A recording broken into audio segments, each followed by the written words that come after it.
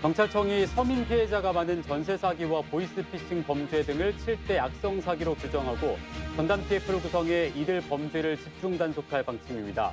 특히 전세 사기는 서민의 주거권을 침해하고 막대한 경제적인 피해를 주는 악성 범죄인 만큼 엄정 대처하겠다고 밝혔습니다. 네, 이런 가운데 광주에서는 표준계약서가 아닌 임대차 계약서를 체결한 시행사 때문에 신혼부부와 사회초년생들이 입주 예정일이 지나고도 입주를 하지 못한 채 불안했던 일이 벌어졌습니다. 네, 이와 관련해서 한웅희 캐스터가 취재를 했는데요. 일단 어떤 일이 벌어진 건지 설명부터 좀 해주실까요? 네, 올해 완공 후 4월에 입주 예정이었던 한 오피스텔의 이야기입니다. 4월에 완공이 입주가 예정이 되어 있었지만 아직까지 단 한 가구도 입주를 하지 못했는데요. 취재를 해보니 건물이 완공조차 되지 않았을 뿐더러 계약서의 일부 조항을 삭제한 채로 임차인들과 계약을 한 사실이 드러났습니다. 이에 따라 관할 지자체는 계약서 작성 위반으로 과태료를 부과하겠다고 통지한 상태인데요. 이 답답한 심정을 토로하기 위해 피해자들이 시사와이드 팀을 직접 찾아왔습니다. 좀 더 자세한 내용은 영상으로 확인하시죠. 뭐 8년 적혀있는 거 모르고 하셨냐?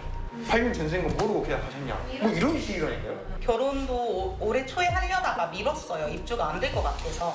절대 8월 안에 입주 못 할 것 같은데. 그래서 소송을 먼저 생각을 했는데 이 법이 어떻게 보면 좀 많이 잘못돼 있다. 이런 부분에 대해서는 사실 정치인들 말 한마디면 할 수 있는 거잖아요. 평일 야심한 밤, 퇴근 후 피곤한 몸을 이끌고 이들이 이곳에 모인 이유는 무엇일까요? 2022년 4월 입주 예정인 광주역 근처 오피스텔을 계약한 후 아직까지 단 한 명도 입주하지 못해 단기 월세방을 전전하느라 피해가 이만저만이 아니라는 입주 예정자들. 지연이 되면 지연이 된다. 미안하다. 양해 문자 공문이라도 보내야 되는데 그거를 지금 4월 입주 예정인데 지금까지 단 한 통도 안 왔어요. 아직 공사가 끝나지 않은 걸까요? 시공을 맡은 건설업체를 통해 직접 확인해보니 오피스텔 건물 내부와 지상 주차장은 7월에 완공돼 지자체의 임시 사용 승인을 받은 상황이라며 현재는 입주가 가능한 상태라고 답변해줬는데요. 그리고 그 후 7월 15일에 임시 사용 승인이 났음에도 불구하고 입주 예정자들에게 알리지도 않고 여전히 들어갈 수도 없게 막아놓았다고 합니다. 기사님이랑 역 앞을 찾아갔을 때 제가 이거 계약서까지 보여주면서 제가 여기 계약자인데 저 안에 집 좀 보고 싶다. 임시 사용 승인도 났다고 알고 있다. 그러면 얼마나 됐는지 보고 싶다 했더니 시행사 허락 맡았냐. 자기네들은 보여줄 수 없다. 그러면서 사람들이 더 나오는 거예요. 임시 사용 승인이 났는데도 입주 예정자들은 건물 내부로 들어갈 수 없었다는 겁니다. 피해자들은 이러한 공사 지연 부분을 제외하더라도 입주가 늦어지고 있는 더 큰 문제가 있다고 말합니다. 실평수가 19평이래요. 근데 굉장히 그래도 넓었어요. 근데 너희가 살 집은 이것보다 2, 3평 더 커. 라고 해서 여기서 못해도 아기가 유치원 가기 전까지는 살 수 있겠다. 이 생각이 가장 먼저 들었고 저희는 11평이라 분양가가 1억 7,740이에요. 22평, 실평수 22평짜리 집이 1억 7,740이면 괜찮다. 월세보다 싸네. 근데 그러고 나서 블로그에 올라오는 게 공급평수가 22평이라고 막 올라오는 거예요. 그래서 제가 너무 찜찜해가지고 시행사에 전화를 했어요. 실평수가 22평이라고 해서 계약을 했는데 실평수 몇 평이냐? 14평이래요. 그 현관문 들어갔을 때 그 내 집안의 바닥평수가 실평수인데 그럼 너희들 나한테 뭘 보고 지금 이렇게 계약을 시켰냐? 라고 했더니 본인들은 용역을 줘서 잘못한 게 없대요. 따지려면 거기랑 싸워라. 근데 걔네들은 연락처 바꾸고 다 없어요. 다 잠수 탔어요. 유령처럼 사라져버릴 용역 인력을 앞세워 설명과 계약서 검토조차 제대로 하지 않은 채 계약을 체결하게 만들었다는데요. 계약서 상에는 완전히 갑한테만 이제 갑은 이렇게 할 수 있는데 너희는 안 돼. 너희는 내가 지키라는 것만 지켜. 약간 이런 식으로 내 의무만 너무 잔뜩 여기에 되어 있고 권리는 하나도 없는 거예요. 저희의 권리는. 이때 당시 저희가 계약할 때는 4년이랑 8년이었거든요. 이제 저 같은 경우는 그때 당시에 2년마다라고 했으니까 네. 2년이구나. 그리고 이거를 입주할 때 다시 쓰겠구나라고 생각을 했죠. 근데 이제 제가 제일 걱정되는 건 네. 이거를 자기들이 이제 여기다 8년으로 써버릴까 봐. 그 양수절 구할 의무는 저희한테 없는 건데 나와 있지 않은 조항을 가지고 억지로 우기고 있잖아요. 이 과정에서 시행사는 표준 임대차 계약서가 아닌 비표준 임대차 계약서를 내밀었습니다. 표준 계약서에는 임대인의 귀책 사유가 없는데도 3개월 이내에 입주하지 않거나 임차인이 아닌 임대인의 귀책 사유가 있다면 임대차 계약을 해지할 수 있다고 적혀 있지만 이들이 사인한 계약서에는 임대인의 귀책 사유로 입주가 지연된 때에는 해지 대상이 되지 않는다고 적혀 있습니다. 이렇게 피해자는 분명히 있지만 아무도 책임지려고 하지는 않습니다. 이런 와중에 건설상 책임이 있는 시행사에게 저희 시사와이드가 취재를 요청해봤지만 정확한 대답은 들을 수가 없었습니다. 이 오피스텔을 관할하고 있는 지자체에 전화를 걸어 상황을 들어보니 2022년 7월 임시 사용 승인 요청이 들어와 확인 후 허가했고 시행사에서 표준 계약서가 아닌 변형된 계약서로 계약을 체결한 부분에 대해서는 과태료 부과를 통보했다는 입장이었습니다. 그 현장 상황을 보셨냐 여쭤보니까 그냥 주무관들은 감리자가 보고서 주는 대로 괜찮다고 하니까 그냥 넘겨줬대요. 승인을 해줬대요. 그래서 그럼 감리자 번호 주라 해서 건축사무소에 전화를 했더니 건축사무소는 나는 입주자랑 계약을 한 게 아니고 시행사랑 계약을 한 거기 때문에 너희한테 그때 그 상황이 어땠는지 알려줄 의무가 없다. 사실 저희가 너무 서글픈 게 원래 4월에 입주를 해야 되는데 9월인데 저희가 거의 애원하는 식으로 언제 입주할 수 있냐 이렇게 우리 그쪽에서는 모르겠다라고 해버리니까. 이 서글픔을 견디다 못해 중도금을 개인 돈으로 먼저 갚고 진행해야 하는 계약 해지 소송에 뛰어든 이들도 있었는데요. 제일 걱정되는 게 뭐냐면 저희가 솔직히 만약에 이제 소송이 잘 돼서 계약 해제가 되면은 어차피 저희는 의미가 없지만 저는 입주하시는 분들 피해 보실까 봐 그게 걱정되는데 그게 뭐냐면 얘네가 자본금이 20억이 안 되는 회사예요. 근데 400세대를 기준으로 계산을 해보면 대충 계산해도 한 800억 정도 보증금이 이제 잡혀 있는 거잖아요. 70% 이상은 아마 쓰지 않았을까 그렇게 생각하는데 2년 뒤에나 아니면 진짜 이제 8년 뒤에 사람들이 나간다고 했을 때 그 보증금을 돌려받을 수 있을까? 그때는 그러니까 제가 걱정하는 거는 분명히 그 일이 생길 것 같거든요. 8년 뒤에 광주 난리 나요. 진짜 자살하는 사람도 생길 수도 있는 거고 저는 100% 확신하거든요. 근데 이게 작년에 이런 일이 있었대요. 근데 그쪽에서 한 분이 거의 진짜 뭐 완전 들어있고 거의 자살 시도까지 했다고 하더라고요. 그렇게 되니까 뭐 그쪽에서 시행사 쪽에서 완전 거의 바꿔줬다. 그러니까 저희도 막 진짜 시위를 하고 막 그래야지. 공사 지연에 비표준 계약서 작성, 그리고 계약 해지 불가 통보에서 번진 소송까지. 사회초년생과 신혼부부가 감당하기엔 버거운 일이 아닐 수 없습니다. 입주 계약 조건 변경과 계약 해지 성사를 위해 이들은 또 어떤 싸움을 이어가야 할까요? 네, 영상을 보니까 문제가 상당히 심각하고 또 잘못된 것이 한두 가지가 아닌데요. 특히 시행사 중에 한 곳은 임대사업자 등록이 말소가 됐다고요? 네, 그렇습니다. 이 오피스텔은 시행사에 두 회사가 이름을 올렸습니다.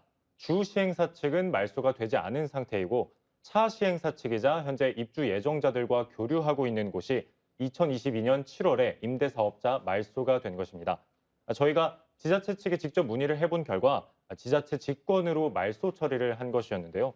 차 시행자의 물건지, 즉 재산세를 납부하는 부동산도 등록이 되어 있지 않은 상태였고 단독으로 임대사업자 등록을 받은 적도 없기 때문에 말소시켰다라는 답변을 받을 수 있었습니다.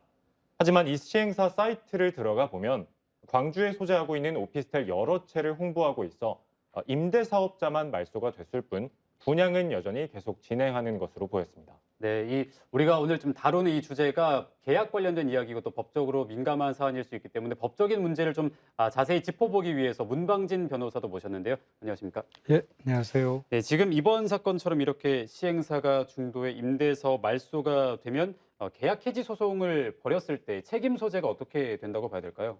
예, 이 사건 지금 오피스텔은 이 민간임대주택법에 적용을 받는 민간임대주택으로 보입니다.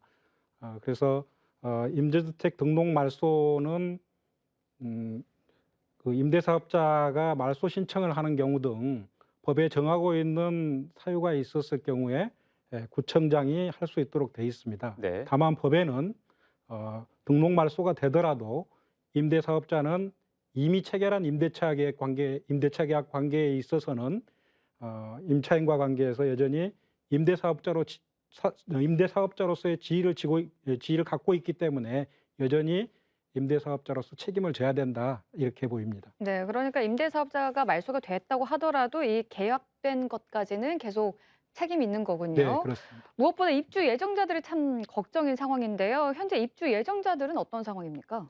네, 현재 입주 예정자들은 4월 입주가 지연되는 상황에서도 불안하긴 하지만 5월에 이루어진 사전 점검 이후로 사건의 심각성을 아주 크게 인지했다고 합니다. 당시 사전 점검이 이루어진 날 단체 채팅방을 개설하고 그 안에서 현재 140여 명의 인원이 서로 정보를 공유하고 대책을 논의하고 있는 상황이었습니다. 또 이 계약을 해지하고 싶다는 해지 소송을 걸기 위해서는 대출 승인 시 은행에서 제시한 조항 때문에 중도금을 먼저 상환을 하고 소송을 진행해야 하는 상황이었는데요. 네. 여러 입주 예정자가 계약 해지 소송을 하겠다고 의사를 밝혔다가 바로 이 중도금 상환 문제 때문에 소송 자체를 포기한 분들이 많다고 했습니다. 이는 사회초년생들과 그리고 신혼부부들이 본인들의 거주 목적으로 임대차 계약을 작성한 사람들이기에 1억이 넘는 중도금 때문에 소송조차 포기하는 것이 정말 안타까운 마음이었습니다. 네. 또 하나 기억에 남는 말은 계약 당시 계약 내용을 설명해 주는 사람이 8년 계약이지만 2년마다 재계약을 할 수 있기 때문에 2년 살고 더 나은 데로 옮겨갈 수 있다. 그런 말을 듣고 계약을 체결을 했지만 시행사는 이제 와서 이 오피스텔은 주택법이 아니라 민간임대주택과 관련한 특별법을 선적용 받기 때문에 무조건 8년을 살아야 한다. 2년 살고 나갈 수는 없고 만약에 그러고 싶다면 무조건 양수인을 구하고 나가야 한다고 하기에 그게 가장 답답하다고 이야기했습니다. 네, 그러니까 정리를 좀 하자면 임대사업자는 민간임대주택법상 8년을 살고 나가라고 이야기를 했고 입주 예정자들은 2년만 살고 나갈 수 있는 줄 알고 계약을 진행했다 이런 입장인 것 같은데요. 이런 상황은 좀 어떻게 저희가 해석을 해야 될까요? 예, 민간임대주택에 대해서는 민간임대주택법이 우선적으로 적용이 됩니다. 네, 하지만 이 법에 정하지 않는 경우에는 주택법이나 주택임대차보호법이 적용되도록 돼 있습니다. 근데 이 사건 지금 오피스텔 임대차 계약서를 보면 임대차 기간을 정하지 않고 있습니다. 그래서 임대차 기간을 언제까지로 볼 것인지 이게 지금 문제가 되고 있는데 네, 임대사업자는 민간임대주택법의 임대 의무 기간이 8년으로 돼 있기 때문에 그 8년을 임대차 기간으로 보아야 된다 이렇게 주장하고 있습니다. 네, 하지만 이 조항은 임대사업자에 대한 의무 조항일 뿐이고 임차인에게 의무를 부과하는 조항은 아닌 것으로 보입니다. 네, 또 민간임대주택법에는 임대차 기간을 정하지 않는 경우에 임대 의무 기간을 임대차 기간으로 보라 이런 규정이 없습니다. 네, 그렇기 때문에 민간임대주택법에 규정이 없기 때문에 주택임대차보호법이 적용되고 주택임대차보호법에는 기간을 정하지 않은 임대차는 2년을 임대기간으로 본다고 규정되어 있기 때문에 이 사건의 경우에 있어서는 임대기간은 2년으로 볼 수 있습니다. 따라서 임차인들은 2년의 임차기간이 끝나면 임대사업자를 상대로 해서 임대차 계약 해지를 요구할 수도 있고 또 본인이 원한다면은 임대기간이 만료되었음을 이유로 해서 임대보증금의 반환을 청구할 수 있다고도 보입니다. 네, 그나마 입주 예정자분들이 좀 마음을 더실 수 있는 부분이 아닐까 싶습니다. 살펴보니까 계약서에 빠진 내용이 이뿐만이 아니더라고요. 이 계약서에는 임대인은 입주자가 3개월 이내에 입주하지 않으면 계약을 해지할 수 있다라고 써져 있지만 여기에 입주가 지연되는 이유가 갑에게 그러니까 임대인에게 있을 경우에는 그렇지 않다라고 적혀 있거든요. 이건 표준 계약서 좀 다른 내용인데 이 계약서 조항을 좀 따라야 됩니까? 이제 표준 임대차 계약서나 민간임대주택법과 그 시행령에 보면은 임대사업자의 책임 있는 사유로 해서 입주 지정 기간이 끝난 날로부터 3개월 이내에 입주할 수 없는 경우에는 임차인이 임대차 계약을 해지할 수 있도록 규정되어 있습니다. 네. 그런데 이 사건 지금 오피스텔의 임대차 계약서에는 변형된 계약서를 사용하다 보니까 이러한 조항이 임대차 계약 내용에 포함되어 있지 않습니다. 하지만 법의 법령에 시행령에 이미 계약 해지 사유로 그렇게 규정하고 있기 때문에 임대차 계약서에 그런 내용이 빠져 있다 하더라도 임차인은 입주가 3개월 이상 지연되는 경우에 있어서는 임대차 계약을 여전히 해지할 수 있는 권리가 있다 이렇게 보여집니다. 네, 또 아까 이 영상에서 보니까 이 시행사가 표준 계약서가 아니라 비표준 계약서로 또 계약을 체결을 했더라고요. 이런 경우에도 법적인 효력을 가질 수 있는 건가요? 예, 임대사업자가 변형된 계약서를 사용한 경우에 있어서는 법에 1,000만 원 이하의 과태료에 처하도록 돼 있습니다. 네. 다만 그런 변형 계약서를 사용해서 체결한 임대차 계약의 효력에 관해서는 아무런 규정이 없습니다. 다만 대법원은 표준 임대차 계약서하고 다른 내용으로 당사자 간의 합의가 있다 하더라도 임차인에게 불리한 부분에 대해서는 그 효력을 부인한다, 효력이 없다 이런 취지의 판결을 하고 있습니다. 따라서 임대사업자가 변형된 계약서를 사용해서 표준 임대차 계약서에서 정한 임차인들의 계약 해지권을 제한하고 있다 하더라도 네. 이는 효력이 없다고 보여집니다. 네, 그렇군요. 또 궁금한 것이 앞에 영상에서 보니까 임시 사용 승인, 그러니까 입주가 가능하다라는 지자체의 허가를 받지 않았습니까? 그런데 시행사가 입주자들에게 통보를 하지 않았더라고요. 이 통보를 하지 않은 이유가 무엇일까요? 예, 이 사건 경우에 있어서는 지금 계약서상에는 입주 예정일이 2022년 4월 중으로 돼 있고 입주 지정 기간은 입주 예정일로부터 30일 이내라고 이렇게 규정하고 있습니다. 네. 따라서 입주 지정 기간이 끝나는 날은 2022년 5월 21일입니다. 근데 아직 이 5월 31일입니다. 5월 31일로부터 아직 3개월이 지나지 않았기 때문에 지금 당장 이 입주 지연을 사유로 해서 계약 해지를 주장하는 것은 어렵다고 보입니다. 네. 다만 방금 말씀하셨듯이 이미 북구청에서 7월 말경에 이 사건 오피스텔에 대한 사용 승인을 한 사실이 있었음에도 임대사업자가 임차인들에게 입주하라는 통지를 아직까지 하지 않고 있고 또 더 나아가서 임차인 등이 이 사건 오피스텔에 출입할 수 없도록 울타리 등을 설치하고 있는 그런 것들을 보면은 아직 공사가 마무리되지 않아서 임차인들이 실제로 입주할 수 없는 그런 상황이 아닌가 보입니다. 그런 상황이기 때문에 아직 입주할 수 없는 상황이기 때문에 사용 승인이 있었음에도 불구하고 임대사업자가 입주 통지를 못하고 있다. 이렇게 보여집니다. 네, 뭐 더 큰 문제나 더 큰 갈등으로 이어지기 전에 입주 예정자들의 불안을 해소시킬 만한 해결책이 좀 하루빨리 나왔으면 좋겠는데요.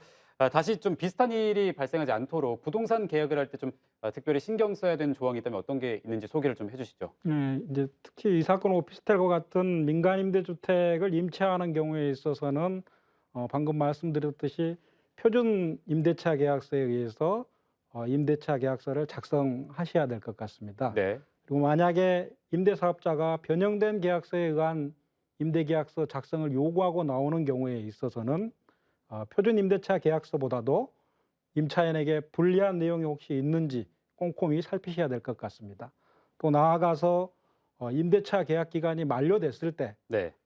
임대보증금을 제대로 돌려받기 위해서는 임대사업자의 재무 상태랄지 또 신용도 등을 꼼꼼히 살펴보실 필요가 있다고 보입니다. 네, 요즘 길거리에서 뭐 8년 전세, 10년 전세 같이 민간 임대주택 홍보 현수막 자주 보셨을 텐데요. 계약하시기 전에 계약 사항이나 임대 사업자들을 꼼꼼하고 또 세심하게 살피셔야겠습니다. 오늘 함께해 주신 두 분 고맙습니다.